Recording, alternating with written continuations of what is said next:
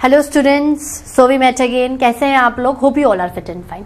Students, हम लोग जो चैप्टर पढ़ रहे हैं करंट में, डाइवर्सिटी इन लिविंग ऑर्गेनिजम्स, उसमें हमने किंगडम एनिमेलिया स्टार्ट कर लिया था और उसके अंदर बहुत सारे जो उसकी सब क्लासेस या आप सब कैटेगरीज या फाइलम्स मान लो, उसमें हमने porifera, coelenterata, platyhelminthes, nematoda, annelida, arthropoda and mollusca बहुत अच्छे से कवर अप कर लिए थे। ठीक है, सो आज हम नया क्लास स्टार्ट करेंगे, that is Echinodermata. That is Echinodermata. Derma मतलब स्किन, डर्मा मतलब स्किन, आउटर कवरिंग कुछ और मॉडिफाइड तरीके से सामने आएगी।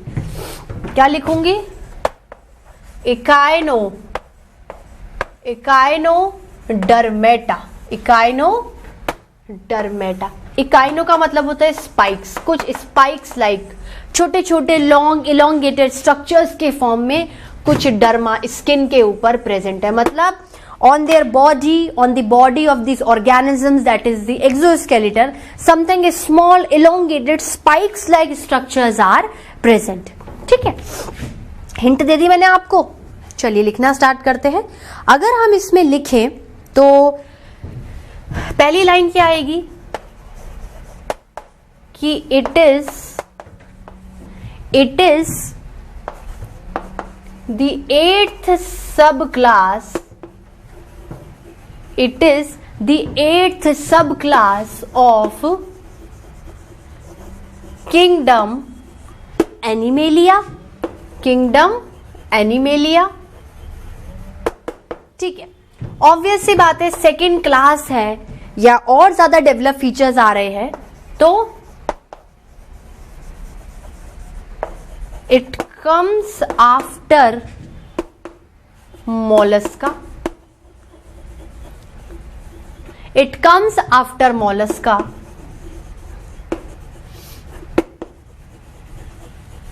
Having more and more developed features and characters.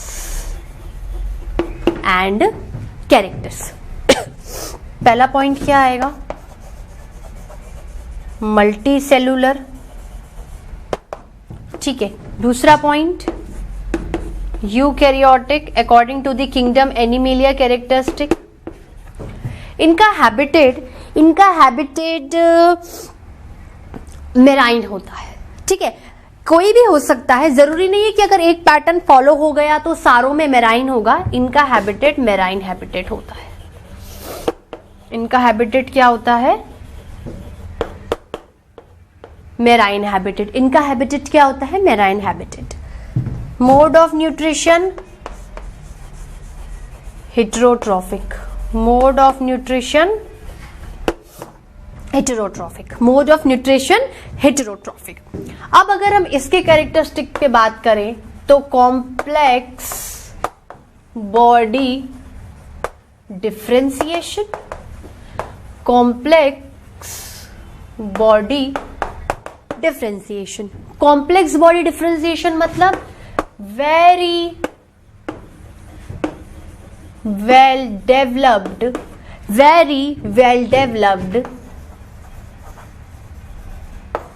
organ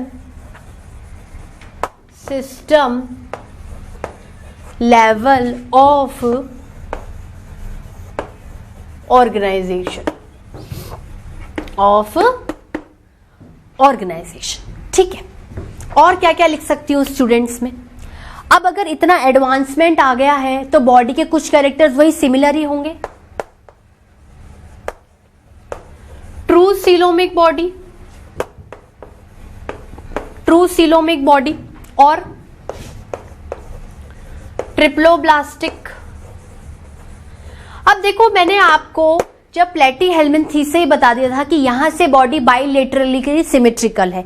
मतलब बॉडी को मैं अगर मिड से काटूं तो 2 इक्वल हाफ्स में डिवाइड हो जाएगी। लेफ्ट हाफ बिल्कुल सिमेट्रिकल होगा राइट हाफ के।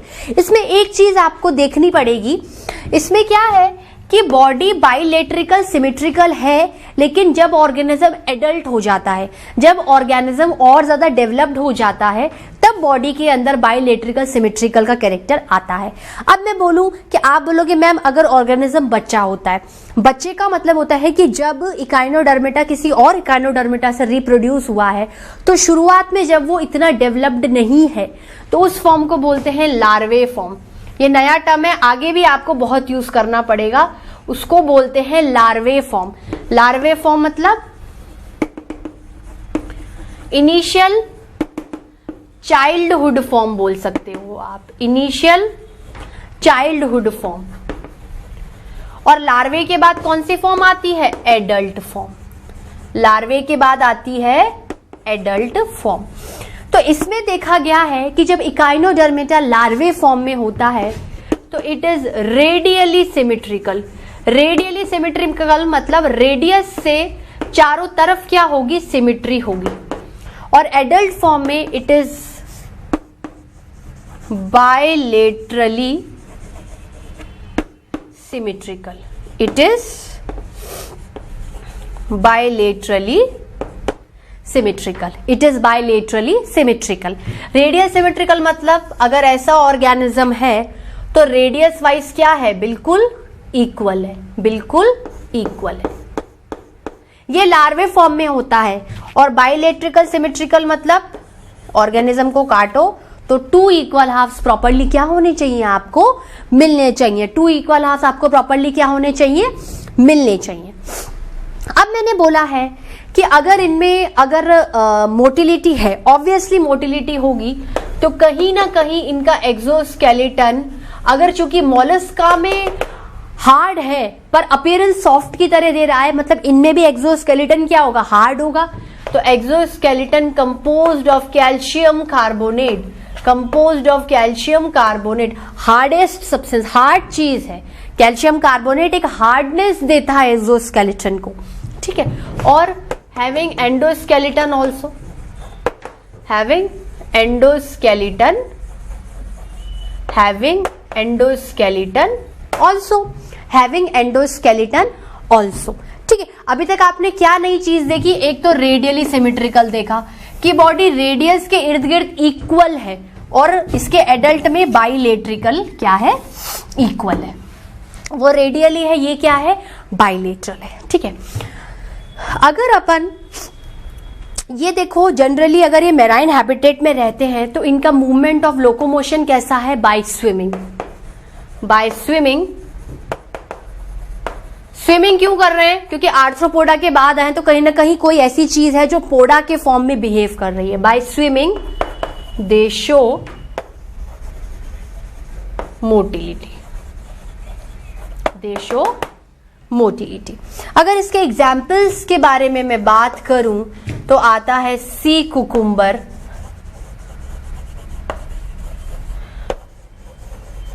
सी एनेमोन, स्टारफिश, ठीक है। अगर आप स्टारफिश के बारे में बात करो तो स्टारफिश कैसी होती है? ऐसी होती है। चलो, इसको बताने से पहले एक चीज और बताऊंगी। मैंने आपको बोला exoskeleton composed of calcium carbonate. अगर आपने एक चीज देखी होगी इकाइनोडर्मेटा, इकाइनोडर्मेटा मतलब the derma, the skin is having spikes like structure. तो एक्सोस्केलेटन पे क्या है? ये वो स्पाइक्स लाइक स्ट्रक्चर्स है, क्योंकि एक्सो बाहर है, स्किन बाहर है, डर्मा, ठीक है, हैविंग स्पाइक्स। स्पाइक्स मतलब ऐसे छोटे छोटे रेडियली इलोंगेटेड स्ट्रक्चर्स हैं। तो मैं कह सकती हूं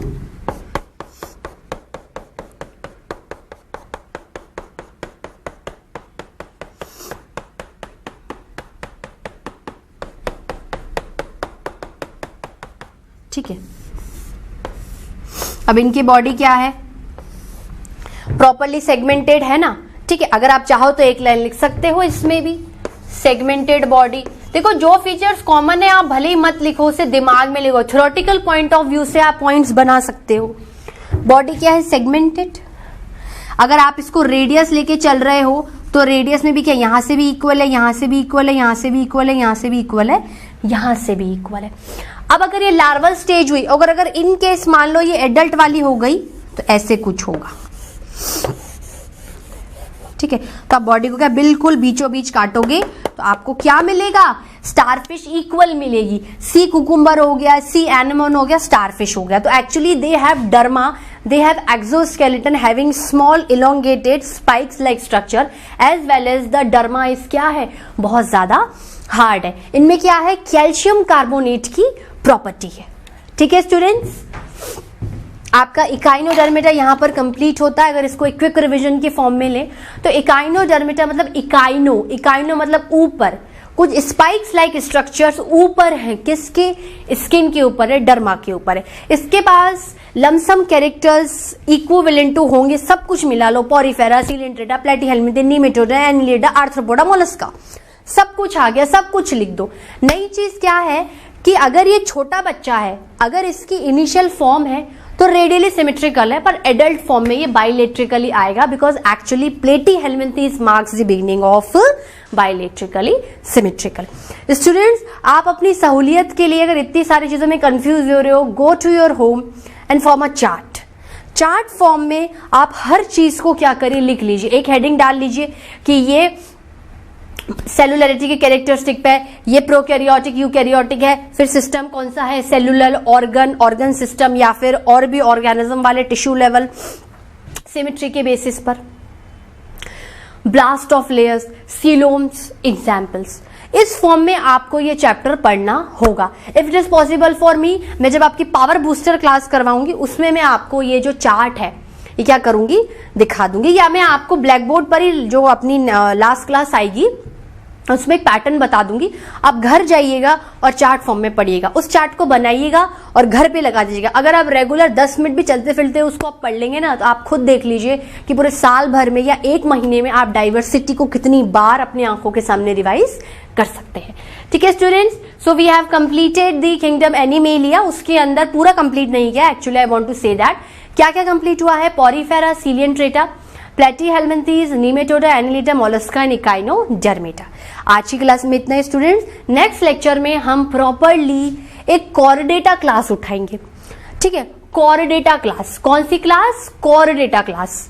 कॉर्डेटा मतलब होता है, मैं आपको हिंट देती हूँ, कॉर्डेटा मतलब ऐसे ऑर्गेनिज्म जिनके पीछे बैक पर एक लॉन्ग रॉड लाइक स्ट्रक्चर होती है, एक लॉन्ग रॉड लाइक स्ट्रक्चर होती है, ये इस पर बैठे हुए रहते हैं। इनका इंटरनल स्ट्रेंथ है, इंटरनल सपोर्ट है, इंटरनल फ्रेमवर्क है। It is one of the component of their endoskeleton. अगर ये पीछे नोटोकॉर्ड रहेगी, ठीक है, नोटोकॉर्ड या कुछ रॉड लाइक स्ट्रक्चर रहेगी तो मैं खड़ी रह पाऊंगी।